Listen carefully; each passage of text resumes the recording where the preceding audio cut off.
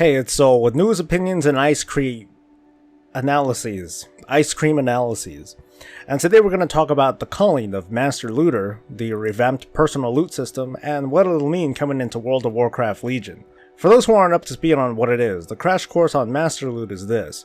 It's a built-in distribution system within the World of Warcraft where, while in a group, when stuff drops off of monsters, an assigned player has full authority on who gets what. With the 703 patch, Master Loot is changed to Guild Master Looter, which is pretty much the same thing. However, your group must be in a guild group, meaning 80% or more of the group must be made up of guild members. It's important to add that along with this change, a change was made to personal loot, a loot system that's been slowly encroaching the scene over the past few expansions. Here's the other crash course. When stuff drops, each player has an individual chance to receive loot that's specific to their loot specialization, as in their class and spec. Before now, this distributed loot was locked to the player. It couldn't be traded. With the patch, if that gear happens to be of an equal or lower item level to them, it is now tradable. Once a trade does occur and the other player equips the item, it's now considered locked. It was important to bring this up because this patch doesn't just change Master Looter, but loot distribution in general is going through a drastic shift. And in short, this is really good. If you guys see my videos, you know I try to be kind of even-handed with my opinions, but I'll tell you now, overall this is a great change for the game, as long as you know everything that's going on. So let's get into why. Guild Master Loot provides absolute control over loot distribution, especially in organized groups. It allows for subsystems like Loot Council, DKP, EPGP, and other things that I'm not going to explain, but it basically allows teams to make their own loot rules. And this isn't going to change as long as the requirements for Guild Master Loot are met. In responsible and capable hands, Guild Master Loot works. But not everyone in the world of video games is capable of using a system like Master Loot responsibly. I'm going to talk about the less ideal uses of Master Loot within groups. In fact, by the time I'm through, maybe you'll understand my opinion that apart from guild groups, Master Loot is an anti-social, anti-group system that encourages bad behavior. Ninja Looters. Like I implied, not all Master Looters are as responsible and caring as we'd like them to be. Many of you watching this video have probably seen some sort of ninja action by a Master Looter and know that this rare but damaging behavior typically happens in pickup groups, or pugs. With the pre-made group tool, it's easier than ever to form organized groups with strangers across servers, and with this huge pool, players unfortunately have to be pretty wary of groups who are using Master Looter. In a game where loot is kind of the big reason to join a pug in the first place, it becomes harder and harder to trust the Master Loot system, or even the regular group loot system, because who knows who's gonna roll neat on what. Master Loot is the cause of another loot system I'm not fond of, reserves. At some point you all must have seen players building a group where something is reserved. That's all well and good for players who don't need that item, but that group is also outright excluding certain players from signing up. In my opinion, the continued use of Master Loot in pugs is selfish, and it's made obsolete by the use of personal loot as an alternative. Master Loot caused the inflation of the number of groups in the pre-made group tool because there's a number of raid leaders out there looking to ninja certain gear for themselves, or at best players reserving items for themselves. Every player they take means one less player that goes into a more legitimate group. The removal of Master Loot from PUG should mean that these kinds of groups will go away, and those players will have to either adapt to a new system, or rethink their playing of this game. I've noticed concerns that while there may be more players interested in grouping, less players may be interested in leading, because the freedom of Master Loot is no longer available. It's just my opinion, but good. I think we're better off without leaders with those kinds of motivations and a misguided need for control. And as another mouth punch to these players who made groups to ninja and reserve gear, I'm glad they're gone. Players who made groups like these help build the argument that WoW is a single player game. They could care less about the team they're building as long as they get what they want, and then they're gone. Of course, I know that most if not all of us join groups to get goodies and all that, but there's a certain courtesy to be kept. The groups I talked about earlier abandon that pretense, and it makes grouping have a more toxic reputation. Alright, so rant over. As an actual counterpoint though, you might notice that there are far fewer groups providing mythic carries, aside from maybe achievement only runs. Not every carry group is eligible for Guild Master Loot, and redistributing personal loot would be a really big hassle, and probably not reliable. It's worth mentioning, but while the changes affect the services market, that's a niche within a niche.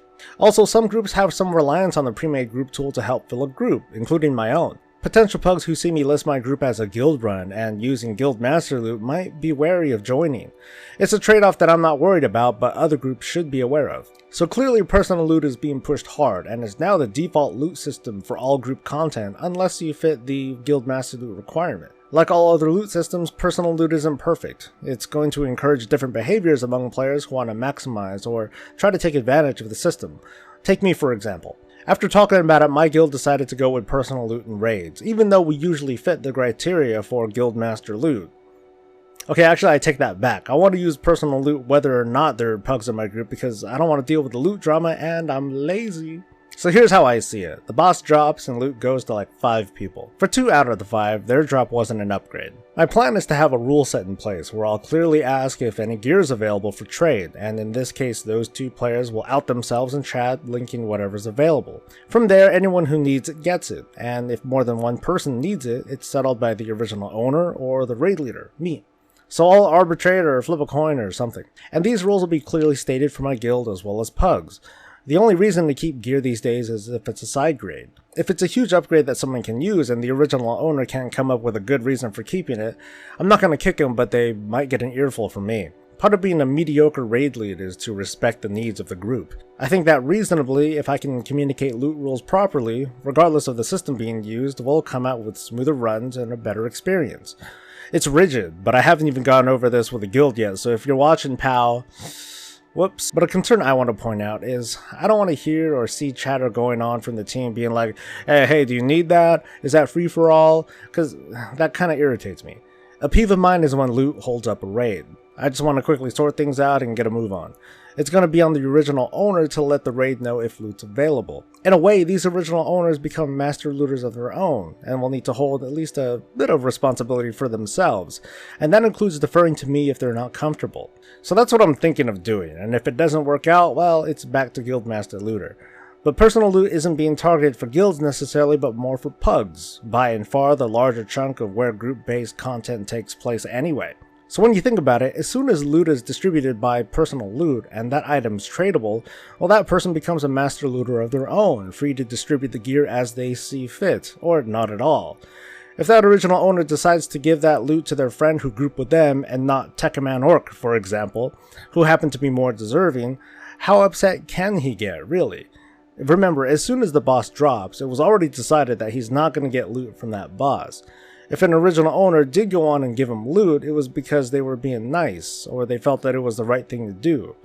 I'm not a big fan of systems that quote-unquote play the game for us, but when it comes to loot, there are dark intentions behind some players that lead to bad behaviors. Personal loot kills ninjas and reserve looting. Tradable loot reduces the amount of useless loot that drops. Which brings me to my biggest problem with tradable personal loot. Tradable loot reduces the amount of useless loot that drops, like I said. I've spoken about this once before, but I'm concerned with how quick and efficient it's become to gear up. It's much faster than it was since Classic WoW, and while I think there's a good middle ground with how fast it is to gear up, tradable personal loot is another thing that accelerates the process, and that concerns me. Here are most, but probably not the things that have been introduced since WoW has helped players gear faster. These recent changes underline my argument of a quality of life change that, in my opinion, makes the game easier. It's a concern I don't have an answer to because evolution on this front has been widely accepted. Tradable personal loot and the nerf of master loot is just another sign of the times.